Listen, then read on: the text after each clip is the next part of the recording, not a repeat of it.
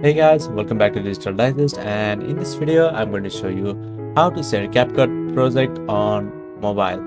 Alright, let's get started. So here the first step is to open your CapCut application, and now let's create a new project. For the purpose of this video, I'm going to create a new project. So now let's click on new project icon that is shown on the screen. So now what you have to do is select a video. So I'm just going to select a simple video that I will make some changes and show you how to share the project. So here let's add these videos and make some edits over here.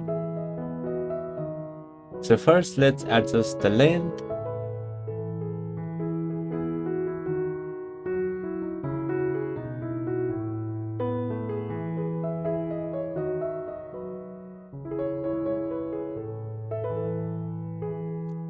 All right.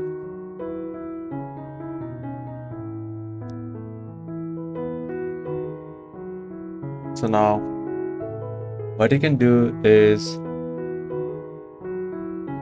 you can add some music. So now let's add some songs over here to our video to make it look professional. All right, so once you have made some edits, added some filters or audio in the video, what you can do is click on this upload icon on the right hand side, and you can make some changes over here as well. If you want a high resolution video, you can set that over here, and what you can do is set the bitrate as well. So once you have adjusted those settings, what you can do is click on export.